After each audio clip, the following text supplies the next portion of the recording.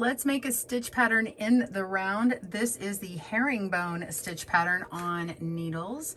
And you can see I am changing my directions here. So it has a nice little seam that's going on. It looks really, really good. And I'm going to show you how to begin this and continue it on. There's a bit of shifting your stitch marker around so that you get a nice even seam here. We're going to create this today here on GoodKnit Kisses. Welcome to GoodKnit Kisses. We're all about helping you stitch your love and love your stitches. We do have a video of the herringbone stitch in a flat panel, so if you need a slower tutorial on how to make those stitches there, be sure and look at that video first, and it will really help you when you start to make this one. We'll go a little bit slower on some of those stitches. All right, let's begin. To get the written pattern for the herringbone stitch in the round, as well as a mug hug that we're creating right here, be sure and click down in the video description to get that, as well as a right and left-handed tutorial. And we just flip the video around. I'm right-handed, but we flip it around for the lefties, if you will. Go ahead and grab your supplies and cast on in the round. You can cast on any number of stitches. You're going to want a stitch marker. I'm going to be working with the magic loop technique. You can see how I've kind of done it here. It looks like a little mouse or something. It's really kind of fun.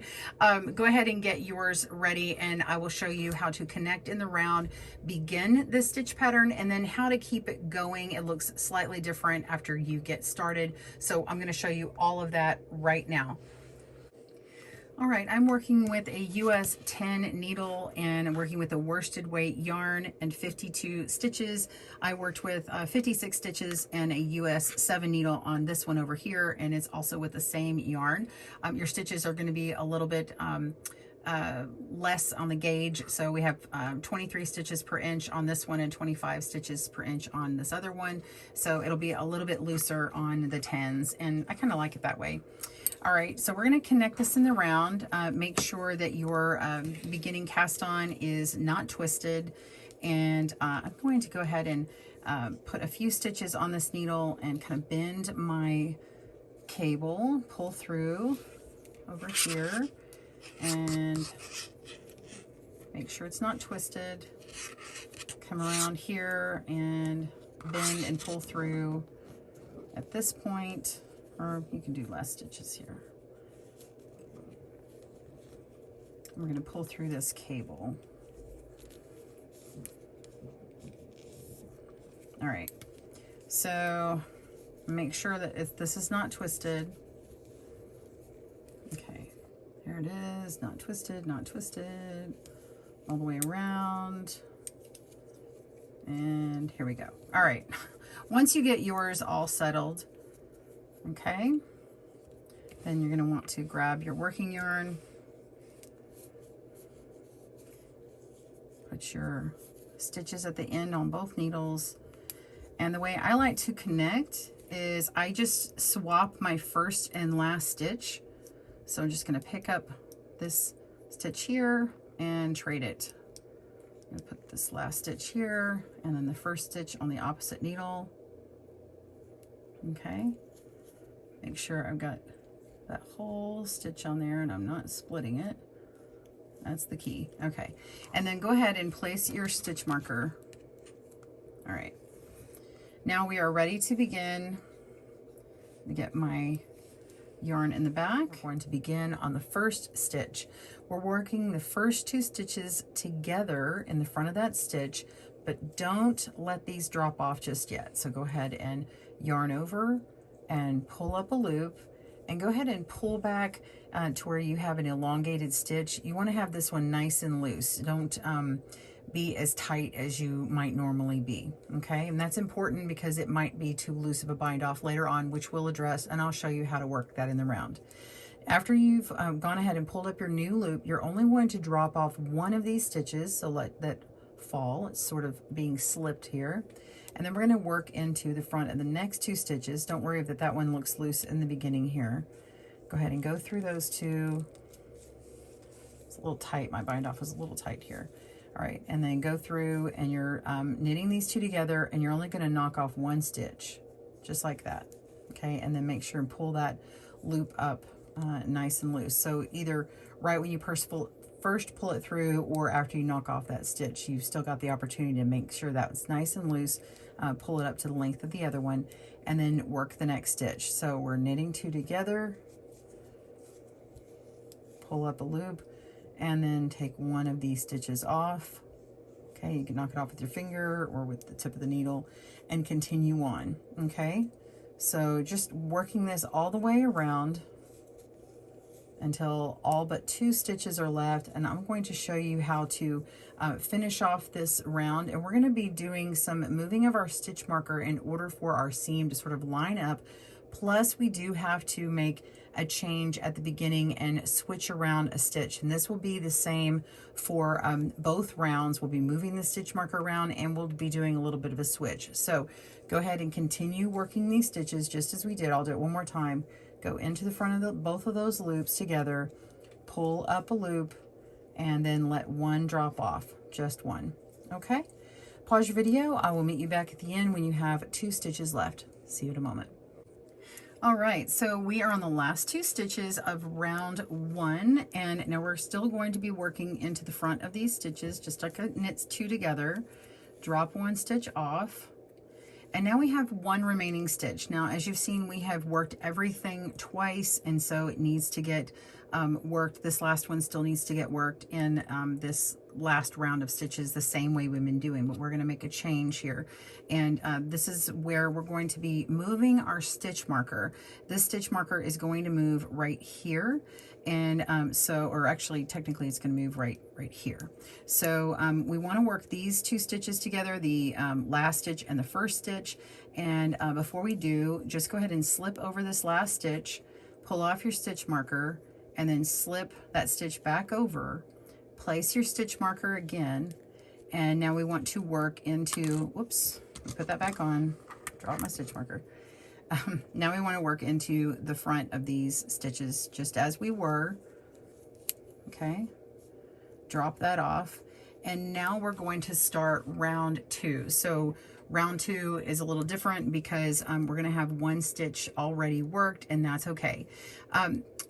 On all of the rows after this, or all the rounds after, you're always going to be doing that same thing. So the first and last stitch get worked together, and you move the stitch marker back 1, and then you continue working those first and last stitches together in whatever stitch you're doing from that round, and then you'll move on in the new stitch pattern for that next round. We've been working into the front of the stitch on all the rounds, and now we're going to be working into the back of the stitch. But I want you to observe this first stitch. Do you see how it looks very different from the rest of the stitches? You're going to be changing this position and switching it around every time you begin a new round. So on this round, we're simply going to pick it up with our other needle and twist it like that.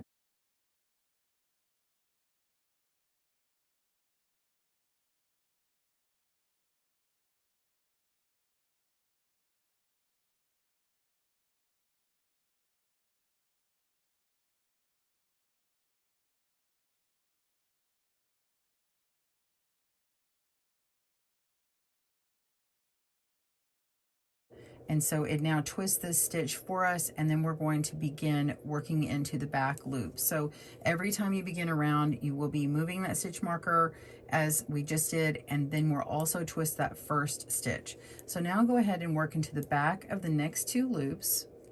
So we're knitting 2 into the back of the loop, and then pulling up a loop just as we've done before, and then knock off that first stitch, and then go into the back of the loops. Next 2 loops, knit 2 together through the back loop, pull up a loop, and then drop 1 off. If you accidentally drop off 1 too many, you just pick up a stitch. So let's say we drop this one off, you'll see 2 of them here. Go ahead and pick up this one that's closest to this needle, okay? And if you need to undo it, just go ahead and pick that other one up, and then you can let go. The same thing happens when you're doing it on the other round. So let's go ahead and go into the back of these 2 loops again. 1, 2, knit 2 together, pull up a loop, drop 1 off, and do that again. Repeat, knitting 2 together in the back loop, pull up a loop, and then drop 1 loop off. just continue working that all the way and around. Pause your video and I will see you at the last of this round, last 2 stitches, and we'll go into round 1 to repeat. I'll show you how to turn over that first stitch. We'll see you in a moment. So I'm on the last 2 stitches here. I'm going to work these and then I'm going to show you again over on this sample over here so you get it twice in a row. All right, we've got a few more stitches left. We're knitting through the back loop 2 at a time, only letting one of those stitches go. And then now we need to move our stitch markers. We're going to slip the next stitch, take the marker off, slip the stitch back, put the marker back on, and we'll repeat that on my other sample here in a moment. And then you're going to work again in the back of the stitches, both the next 2 stitches together, through the back loop, pulling through both of those stitches, only one drops off. And now we're ready to begin round 1. We just finished round 2 and we need to switch around this stitch here. This one is seated in this direction, so we're going to take that off and then switch it around so you're twisting it in the other direction.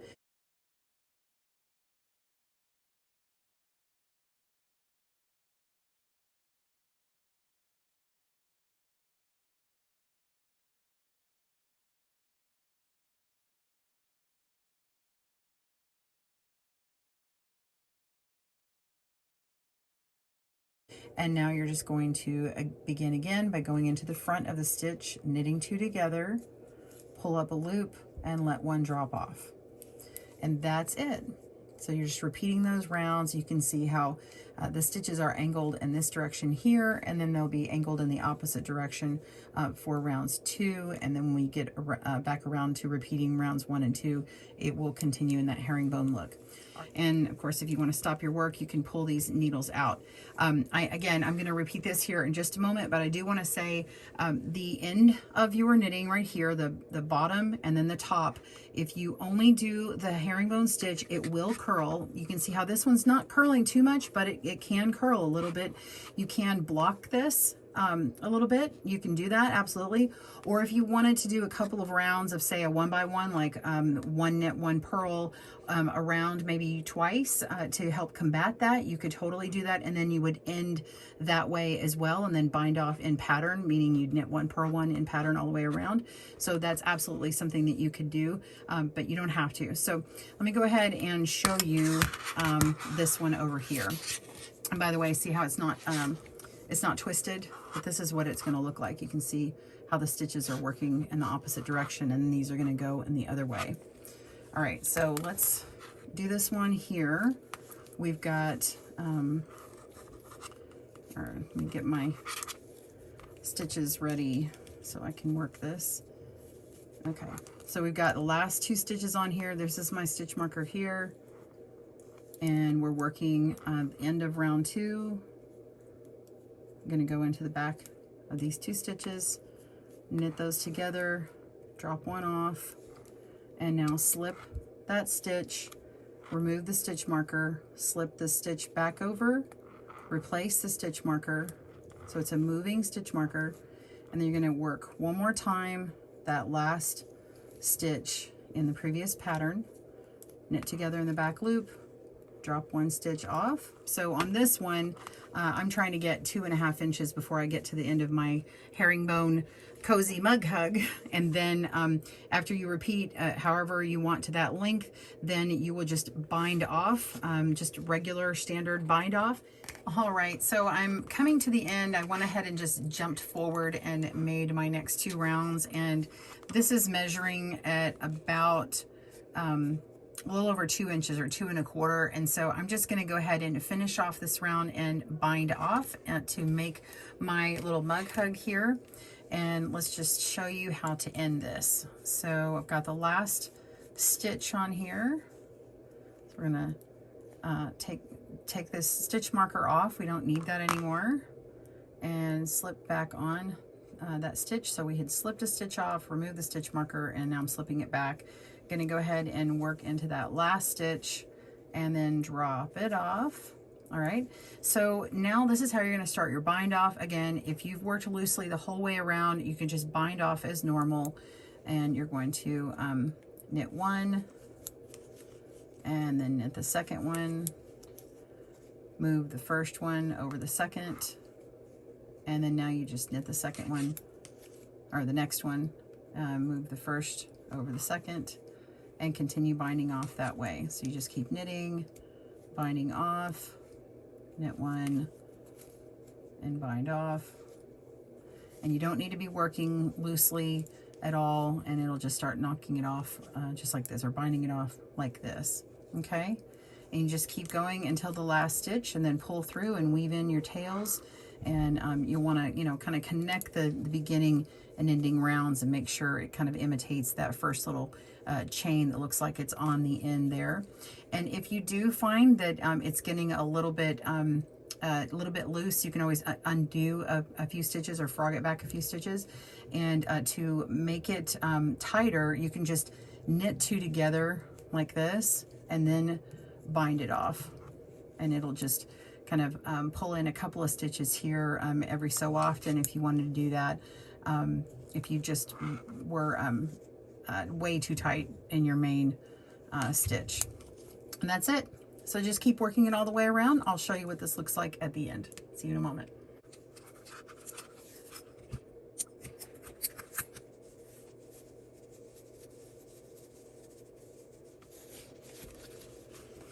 Okay, so I'm at the end here, and my bind off, while it is a little bit loose, I'm not worried about trying to work some of the stitches together just yet, because in this case, I'm putting this on a sleeve on a cup.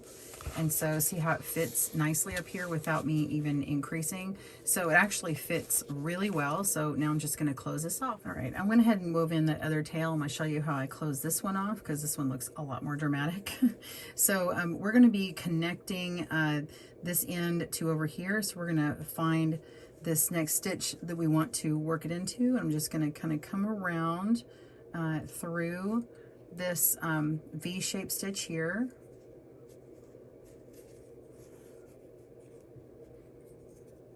And I'm going to come around through this stitch, through both of those.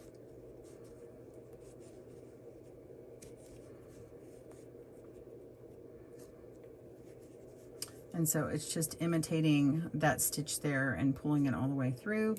And then I'll just go into the back and go through a few stitches. And you can see how it's made that all line up, and then you're just simply going to work in the back of these stitches. You can actually work this one just how you would if you have ribbing that you want to work through. I've shown how to weave in ribbing. You just kind of stick your needle in and kind of go around the back side of the ribs, because this one makes these ribs on the inside, and so you can easily hide your tail in there. You just pull on through, and then you can actually go work in the other direction. And when you get several stitches in, get several inches in, then you can just cut your tail and you're done. And I'll show you the finished result. Well, that's it. We've got our herringbone cozy mug hug. I'm going to stick that right on my mug here. A nice little pattern, and you've learned how to knit the herringbone stitch in the round. It's a great little pattern, easy to do. They work up really well in cowls in the round. Of course, you can start and end with the ribbing as well, or work it in any project you'd like. All right, well, I hope you enjoyed this video, and join me next time for more tutorials on GoodKnit Kisses for needles, as well as loom knitting and crochet. Be sure and hit that like button if you enjoyed it, and subscribe. Also, I'd love to see your creations of what you make with the herringbone stitch in the round, so tag me at GoodKnit Kisses in our Instagram account, and I would love to see what you make. We'll see you soon. Bye, everyone. Thanks for joining us today, where we help you stitch your love and love your stitches. See you again soon.